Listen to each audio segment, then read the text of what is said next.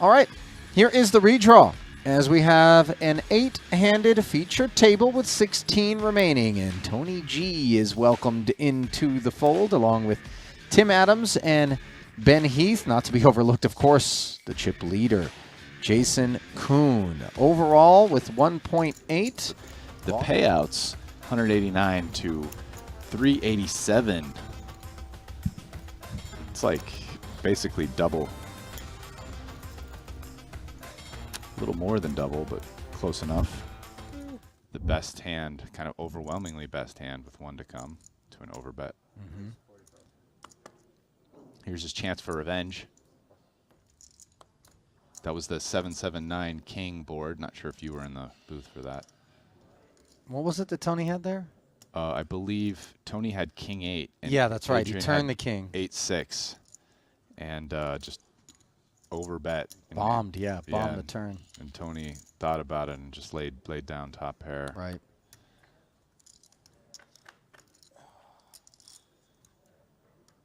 Ace, king, queen here. Not exactly the sort of board texture that Mateos was looking for, as Tony G does have a shot at revenge, but king 4 isn't exactly great stuff. I mean, this is definitely a board that so strongly favors a pre-flop raiser. Maybe not quite as much the button as opposed to an earlier position, whose tighter range is going to just drill that. That said, I mean, Mateos does have 8s. It's not really the hand that, like, I mean, you just know 8s are behind, though. And the fact that he picked up a heart here, you know, will he try to bluff Tony off of a hand? Yeah, I mean, I would pick different hands that have 0 showdown to do it with, but I mean, Mateos knows 8s aren't going to win very often. Yeah, never. But still, I can't blame him for not firing away with this particular holding. It's fun though. But Queen? No. I like to play a tournament and go home. Queen needs value betting still. Just go play. It's me. Play and sleep sometimes. Yeah. It's just mashing up. Twice a year or something. And whatsoever. Not to infer that the remainder of the field is replete with that attribute, but he's a guy that it doesn't matter. You get him down to 6 bigs, and he's still going to get as deep as he can in that spot, think it through thoroughly, and then come up with the right decision. Dude, you know what you're saying? So, I mean, listen, these streets are full of guys who are focused and, like, pay attention, and they're trying to play well. Among this group of players that have a high amount of focus, I mean, he might be the guy that I'm, like, the most impressed with on this. Literally every single time I play with Stevie, he never talks, and he watches every hand intently from start to finish on a level that, like, maybe I just haven't really seen before. I mean, the only comparison I almost have is, like, old school Ivy. Okay. Right? Like, old school Ivy was, like, known for that, like, ferocious intensity. Mm-hmm. And I almost feel like, I mean, sitting next to Stevie, literally, you will see him. It's, like, rare to see him not watching the hand that's currently going on. No matter how small it is, right? He's just in there paying attention. Even like, when they're going to break. Look at Ben Heath. He's kind of looking off. He's looking down. He's not really watching this hand. Like, maybe he knows what's going on, maybe not. Stevie, I bet if we look at him, I bet he's watching this hand.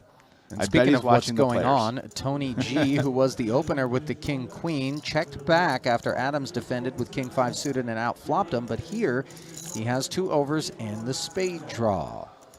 So yeah, it's an interesting hand where Adams probably thinks he has the best hand quite a bit here, but definitely not happy to see the spade. There's a decent chance that Tony might have a spade in his hand. So what does Adams choose to do? So he goes for a small bet.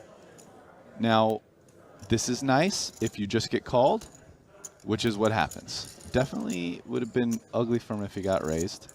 I think Adams probably has a pretty good idea where he is, and I expect him to check most rivers, like especially this one. And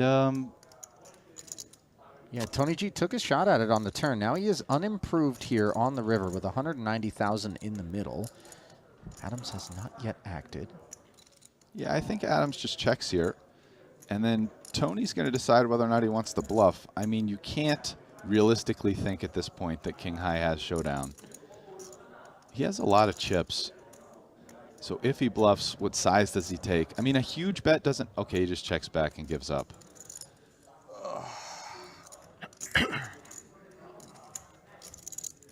Thank you. King, no good. The flush.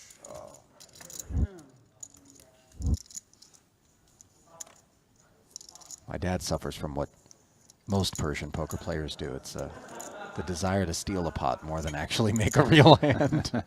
Bluffing is in our genes, my friend. Another 55K open after the pocket fives of Kuhn shot it up and took it down. This time it is from the 9-7 suited on the button for Tony G. Holds the customer with the Jack 5 suited. Buck 45 in the middle. And the 8-5-5 board is, oh, let's call it better for Fedor as he checks trips to the gutty. Check, you check.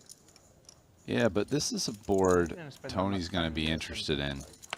He's got the gutter on a board where there aren't that many draws and a backdoor diamond draw. Oh my goodness. Hello, 6 of spades as Tony checks back.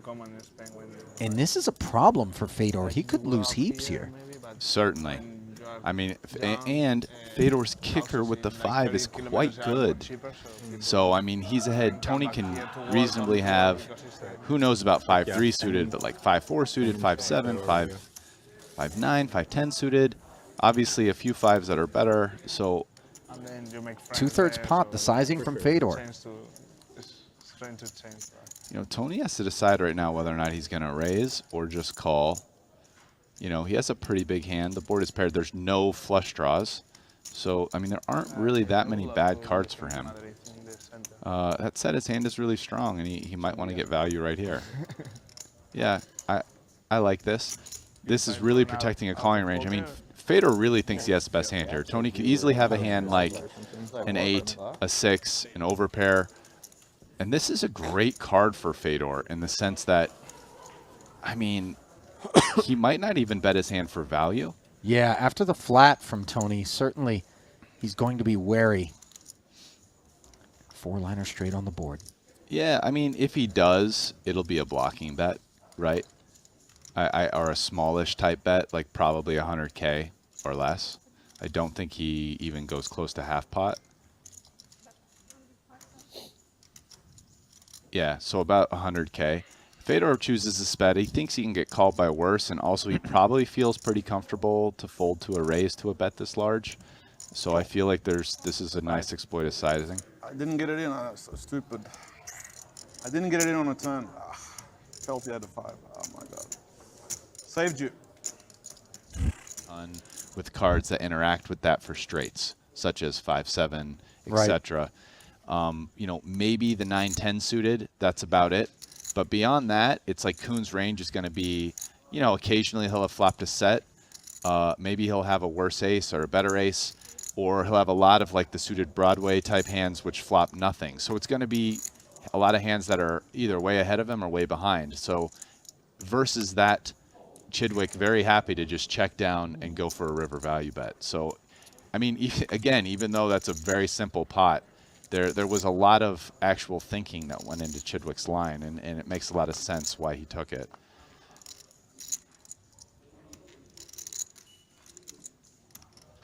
What do you got there? 500, is it? 55 to go from Chidwick, who this time has ace-jack under the gun. Tony G checks his bearings, defends with the 9-6 off. And this is why I like being in the booth, Ali. He's got bottom pair up against top pair. Go on, Rest. Because when I watch a hand like that, I think, why is Chidwick playing it this way? And I feel like I'm good enough at poker that I get to divine the answer and learn. I'm just trying to share some of that with you guys. You, my fellow booth member, but also those the at people home. At home. Yeah.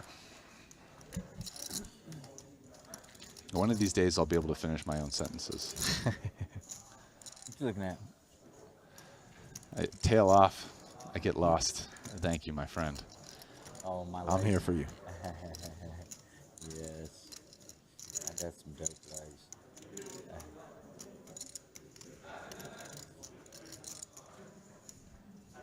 Yeah, a lot of people think I'm top heavy. It's like I've actually always been like real bottom heavy. I mean, my whole life. this is a little bit of a dicey call here by Tony. I think versus like 2/3 pot sizing on the flop, you can go ahead and just lay down bottom pair, I was a little too bottom pair, no Yeah. club. Yeah. Yeah, the 9 interacts to pick up some straights, but like even if you hit a 10 or a 7, like are you gonna call a bet on the turn? You know, maybe you bet yourself. It's dicey, and he's been playing pretty solid, but this is a time when just a couple things about this hand. Even defending the 6-9 off against an under the gun 7-8 open, whatever, whether they're 7 or 8 handed. I mean, you're just getting smashed by that range. Not like playing Chidwick out of position there is easy, and even the flop continue. And I mean, I'm pretty sure Chidwick is just going to go huge here. I mean, he might even just jam. It's a nice kind of spot to move all in with this hand. Deny equity, maybe you get called by weaker jacks. You put a number hands, like what about a hand like 4 queen of clubs, 4 10 of clubs that just hit the 4? I mean, it's so ugly now to check call it off. Maybe you do. Yeah. Jamming is Chidwick for 420,000. Should make quick work of the 9-6, although Tony will take a moment here.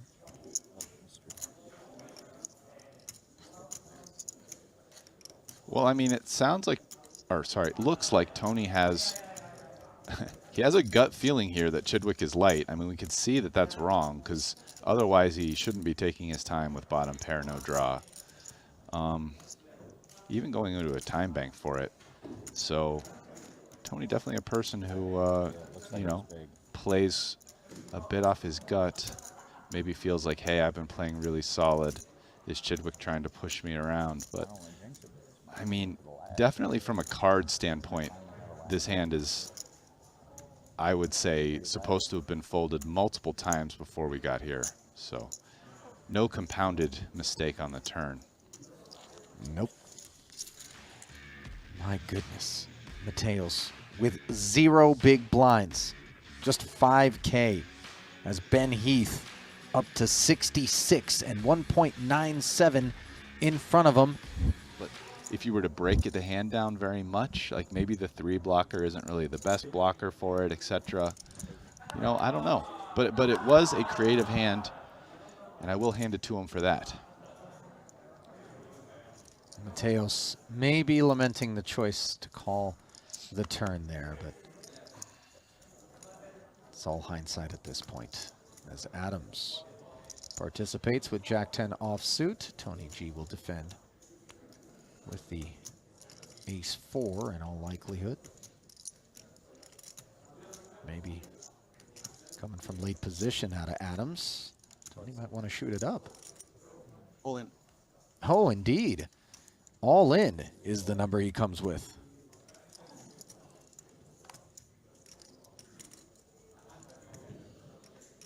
This card on top has a big freeze. Yeah. There I know, we go, it's- Tony. And it's a problem because that's, and it's nice. It's really, really bad. New deck. And I noticed it. And it's so bad. Like, There we go, that's a Tony. marked Getting ace. aggro. That's the Tony G we all want to Yeah, see. right. Not this nit who's found his way in his last couple streams, but this guy.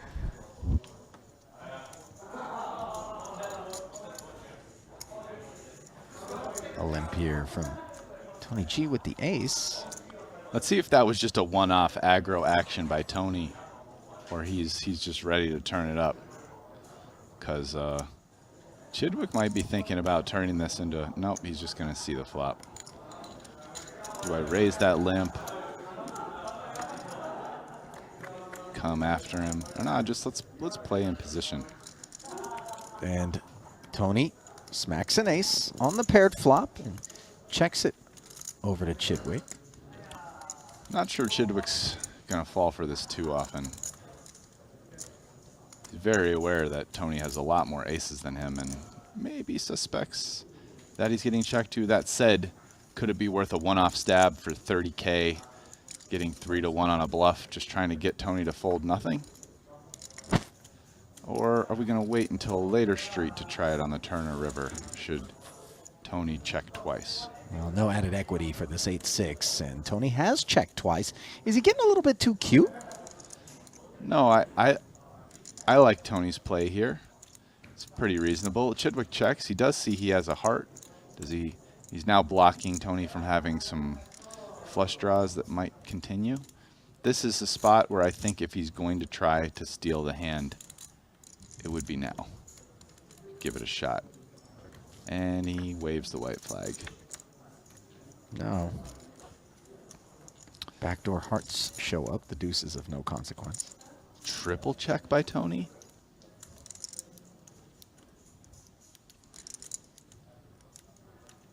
And now we'll see. Chidwick's had 3 chances to try to steal it.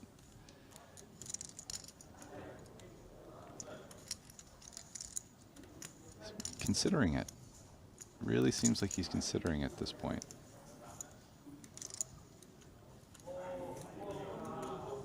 Oh, and Tony got him.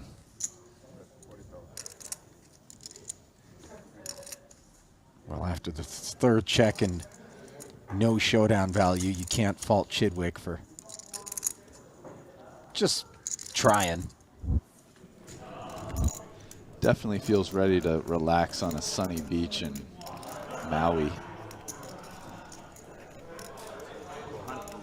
What is that? Okay, so it's. Can you raise now? I put in 4 chips. Doesn't Got to be a matter. raise, right? Well, ask the floor. I mean, ask It's not halfway. I don't know what the rules are. I think it's half. I think it's. So I threw in 250 chips, and I had 2 blues underneath of my 2 whites, and I thought I threw in 4 whites, so I threw in 4 chips like this. So that's a raise or not here? It's a call.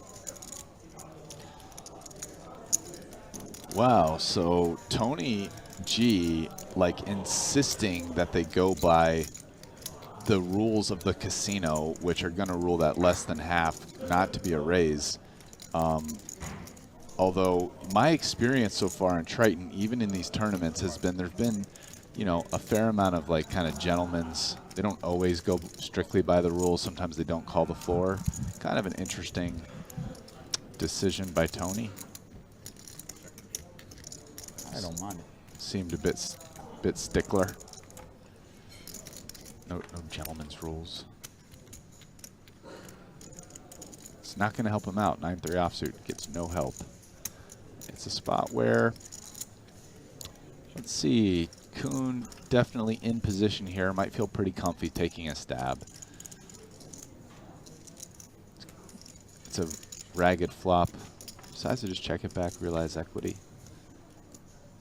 And now that's going to be a card that's good for him. Now he's got 2 overs and a flush draw. Let's see if either one of these guys in the blinds, though, try to find a way to steal it. Tony seems like the most likely with a 9 and the diamonds. But a one-off stab isn't going to get this done. It's going to take 2 barrels here because Kuhn's not going anywhere on the 6.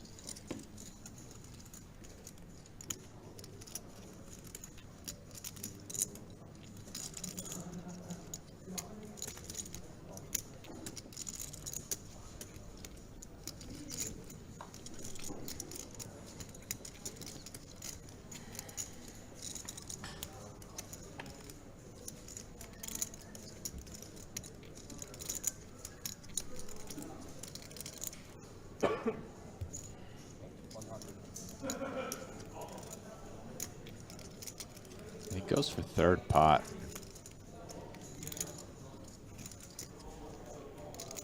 A bluff that targets a hand like Kuhn's quite nicely.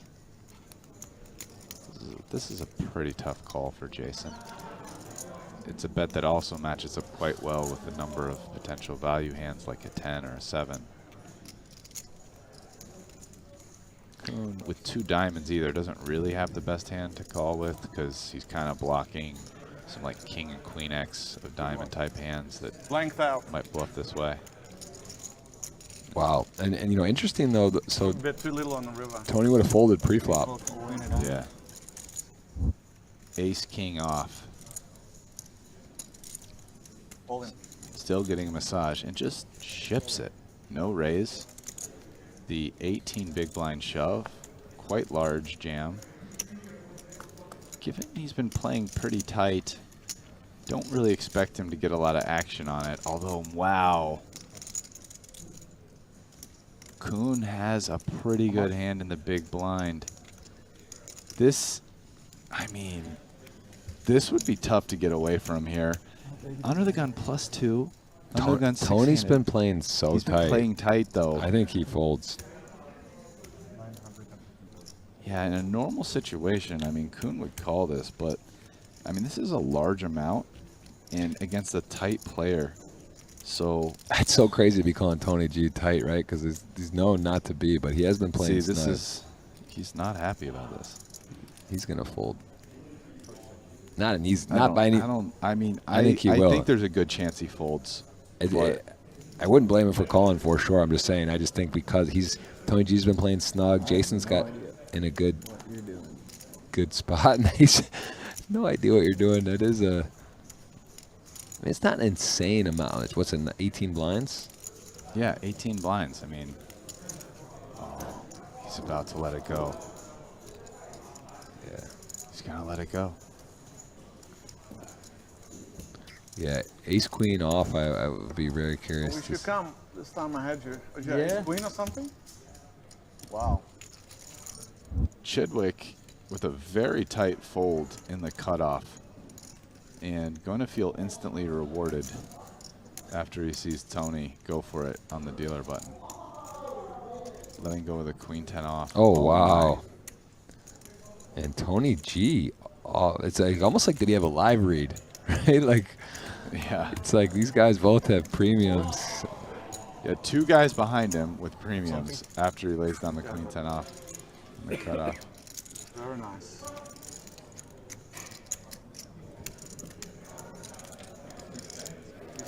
Very nice. Yeah, I mean, it was Adamo's big blind. Right. Right, Yes, and Adamo knows that he can probably put Chidwick in the blender with Boitas being so short. Not only that, but also both guys have shove stacks, right? Yeah. Oh, ace jack suited. And he has to double check the board. Not going to like seeing that. So Chidwick probably just felt like, wow, this is a spot I just have to open tight. Yeah. Yeah, and queen-10 off just not making the cut for him. Okay, 10. The 10s flip to jacks. Yeah, and all the Sorry, clubs. the jacks flip to 10s. Exactly. My bad, I said that backwards. But one less card. Is it too many outs? Is it? Yes, Yeah. it is. It's the too many outs conundrum. Wake up with a good hand. Yeah, kind of a very unlucky for Tony. Find ace jack suited on the dealer button and then actually get teased with that flop. Yeah. No, man. I'm only doing the right. I'm only doing the impossible one. Double cash? That's pretty No, pretty that hard. That one's I possible. love poker. You're All right, The I'm 1-2. giving some away. I'm already giving 5% away to the YouTube and Twitch chat. I know, committed man, that. but like you operate those streets. For me, I it's love like giving- 0. What do I get out of It's it? I don't fun. have a Twitch It's channel. Just, You but get we something. have big free podcasts. Yeah, but like whatever. Fair I mean, enough, we guys. do an episode like once All a right, month. root for that. us 1-2. We'll work out the giveaways later. And Tony G is all in and going to pick it up in the moment. 25% off. Is that what it is? 25%? Right? I mean, you can't know that. But yeah, a king gives him the win too. Kings and 8s with a jack kicker.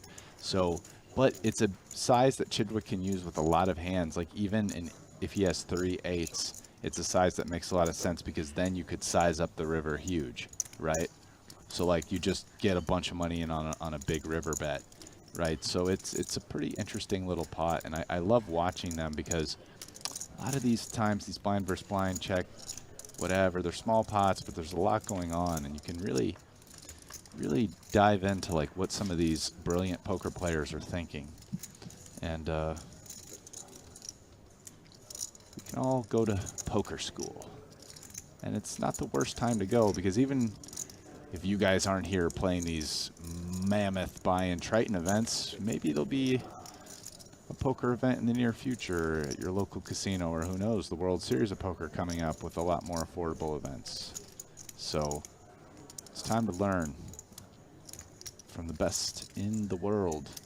That is true. Many of those are right here or playing in the event. We saw Fedor get knocked out in 9th. Jacks to kings broke our bubble. Adamo had timely kings. Guys raising so many hands and just spot to win. It's more likely to happen than not, but of course variance is a thing. And you know, you talk about live poker, you could play a year what you do in a few weekends, or you know, a week or two online. It's just how it goes. So a lot less opportunities, and so amazing when you have series like this where you get to come and not just play 1 or 2 events, but play, you know, a handful of them in one stint. So this is our first time back really with Triton in a long time. Obviously Cyprus was about a month ago. It was more of an abbreviated version, just sort of a dip the toes back in, and now the series is coming on in a big way On a short deck. Short stack. and rolling out a full schedule here. So the mathematician in me couldn't let it abide, and the 70-30, I took out 12 kind of random cards, deuce through queen. And it goes to 63.5, 36.5. So it was in that 5 to 10% different range, 6.5% difference. So. And look at this. Adamo actually who's opening so wide. Tony, can't blame him for taking an ace, actually finds himself significantly behind. But again, only 70-30. That little ace is a powerful card to have. So he's behind. Adamo gets it in good for a knockout potentially. And let's see if Tony can keep his massage going. 2 5s look strong there, but similar to the kings to ace king situation. So much better flop. He's got the club as well. It's going to jump up to 86%. He's got those 3 outs 2 times. And does pick up a gut shot, but the set delivers an interesting scenario for Tony to seize the grim news. He needs a 4 and a 4 only, or he will be our 7th place finisher. Let's see what Tony G can come up with. And not to be GG. And I guess the massage is over. That's it. Tony gave it a good run. Yeah. Lads. Yeah. Worked his way up to 7th.